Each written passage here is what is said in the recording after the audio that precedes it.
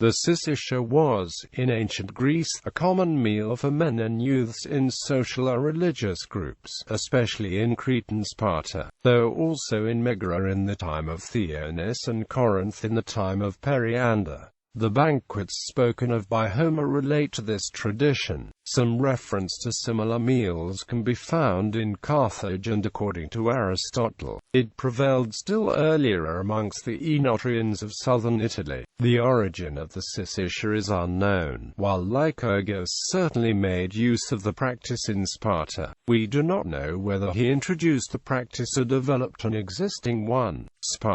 In Sparta, where the system was most evolved, they were also called Theodicia. The term is probably a corruption of phi iota lambda iota tau iota alpha Felicia, a word corresponding to the Cretan heteria. This was a daily obligatory banquet comparable to a military mess. Before the 5th century BC, this ritual was also referred to as the Nu Delta Rho Epsilon Alpha Andrea, literally, belonging to men. Obligation was total. No person, not even the kings, could be absent without good excuse, such as performance of a sacrifice. Lesser excuses, such as being away on a hunt, implied a requirement to provide a present to the table. The participation at Syssitia was, as for other aspects of a gauge, obligatory for membership in the homoi, the peers. Spartans were admitted starting at the age of 20 after a ritual described by Plutarch in his Life of Lycurgus.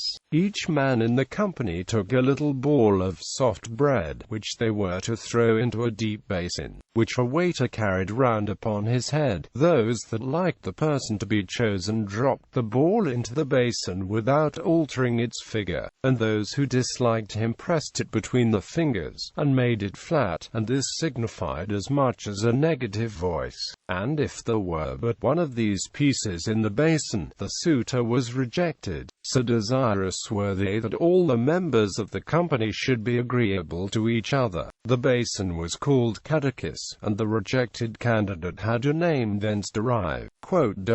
It was also possible for the young man to be presented by his Erastes, a father figure who was the elder in a pederastic relationship. Each person was supplied with a cup of mixed wine, which was filled again when required, although drunkenness was not tolerated. Following a main meal of black broth, an epsilon pi alpha iota kappa lambda omicron nu was served, which consisted of game, fruit, poultry and other delicacies. Alcman tells us that at the banquets and drinking entertainments of the men it was fit for the guests to sing the paean. The arrangements were under the supervision of the pole march. Each member was required to contribute a monthly share to the common pot, the phi iota delta iota tau eta sigma fidites, of which the composition has been passed to us by Lycurgus. 77 liters of barley, 39 liters of wine, 3 kilograms of cheese, 1.5 kilograms of figs,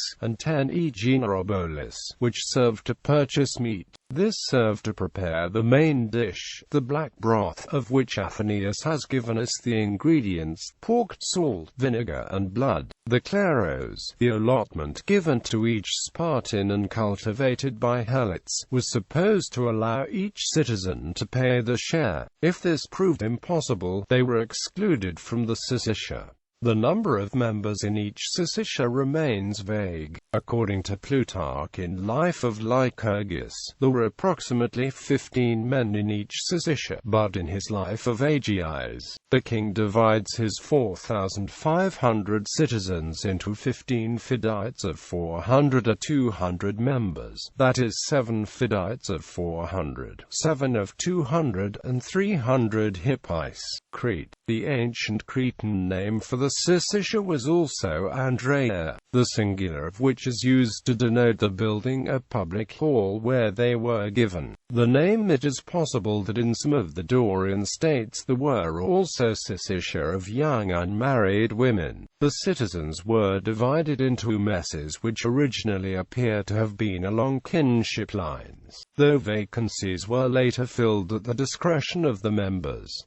zeta epsilon upsilon sigma epsilon tau alpha iota rho epsilon iota omicron sigma was the presiding deity. According to Dosiades, cited in Athenaeus, each town in Crete had two public buildings, one for lodging strangers, and the Andrion where the Syssitia took place. The upper part had two tables for foreign guests, then tables for the citizen members, and a third table to the right of the entrance for Zeus Caneos, likely used for offerings and libations. Cretan Syssitia were distinguished by simplicity and temperance. They always sat at the tables, even in later times when the custom of reclining had been introduced at Sparta. The entertainment began with prayer to the gods and libations. Each of the adult citizens received an equal portion of fare, with the exception of the archon, or master of the tables, who was perhaps in ancient times one of the Cosmi, and more recently a member of the Gerousia, a council. The archon received 4 portions, one as a common citizen, a second as president, a third for the house or building, a fourth for the furniture, which seems to imply that the care of the building and the provision of the necessary utensils and furniture was the archon's responsibility. A free-born woman managed the tables and service. She openly took the best portion and presented it to the most eminent citizen present. She had 3 or 4 male assistants under her, each of whom again was provided with 2 menial servants. Strangers were served before the citizens, and even before the archon. On each of the tables was placed a cup of mixed wine, from which the messmates of the same company drank. At the close of the meal this was replenished, but all intemperance was strictly forbidden by a special law. Youths under 18 accompanied the fathers to the Syssitia along with orphans. In some places the youngest of the orphans waited on the men, in others this was done by all the boys.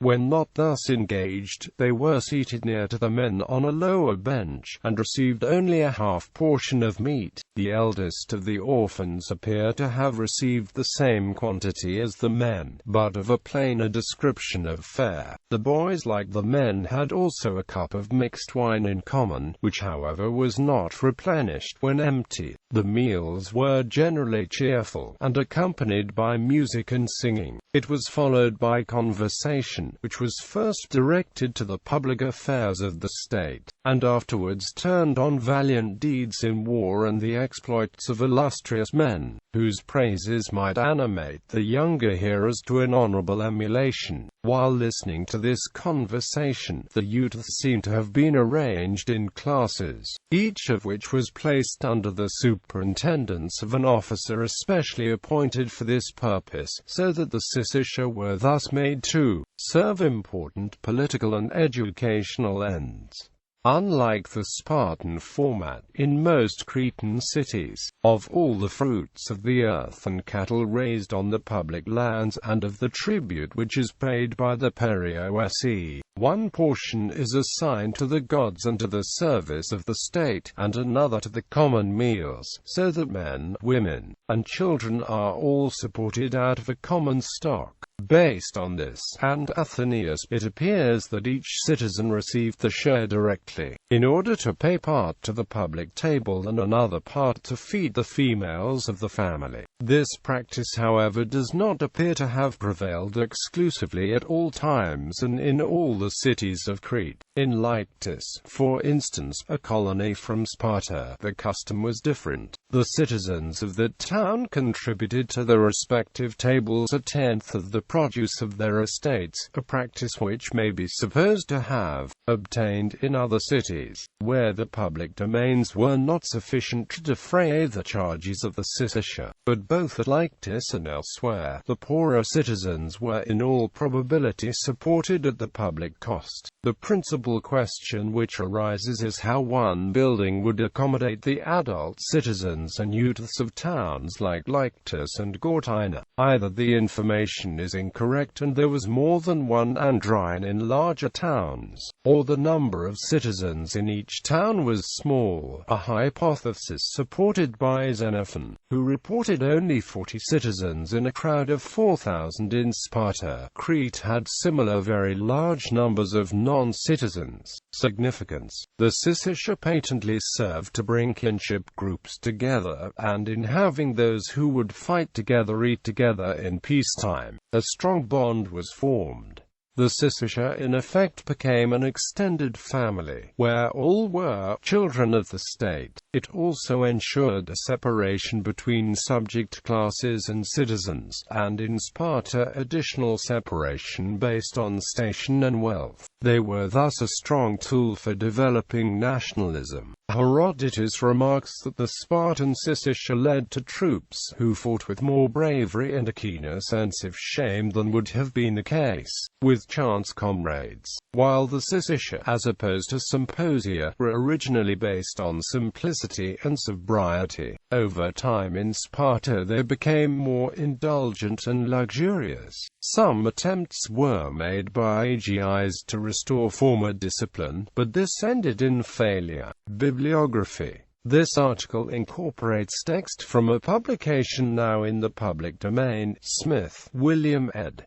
Article name needed. Dictionary of Greek and Roman Antiquities. London, John Murray. Edmund Elia Acute vy Spart. Histoire politique et sociale jusqu'à la conquête romaine. Soy Points Histoire Collection. Paris, 2003. Pauline Schmidt Pantel. Le Cité au banquet. Histoire des repas publics dans les cités acutes grecs. École Française de Rome, 2000.